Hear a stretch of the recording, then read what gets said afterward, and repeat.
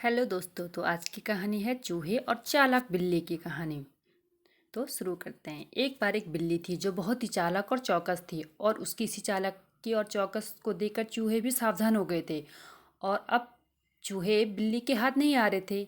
एक समय ऐसा आया कि बिल्ली भूख से के मारे तड़पने लगी। एक भी चूहा उसके हाथ नहीं आता था, क्योंकि उसकी आवाज़ सुनते ही तेजी से अपने बिल में छुप जाते थे।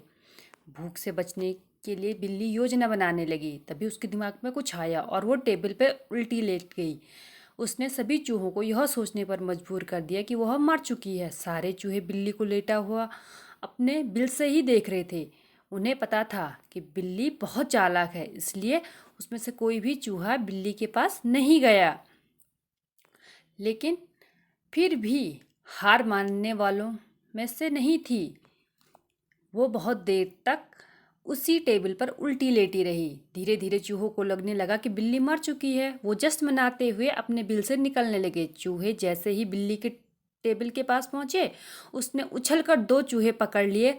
इस तरह बिल्ली ने इस बार तो अपने पेट भर लिया। लेकिन चूहे अब सतर्क हो गए थे। दो चूहे खाने के बाद बिल्ली दोबारा भूख से तड़पने लगी, क्योंकि चूहे अब बिल्कुल भी लापरवाही बरतना नहीं चाहते थे। इस बार पेट भरने के लिए एक बार फिर बिल्ली ने योजना बनाई थी, लेकिन इस बार उसकी योजना काम नहीं आने वाली थी। इसलिए बिल्ली ने अब खुद को पूरे आटे से ढक लिया था। चूहों ने सोचा कि वह आटा है और उसे खाने के लिए आ गए, लेकिन एक बूढ़े चूहे ने उन्हें रोक दिया। उसने ध्यान से आटा देखा तो उसे बिल्ली का आकार दिखने लगा। तभी बूढ़े चूहे ने हल्ला मचाना शुरू किया।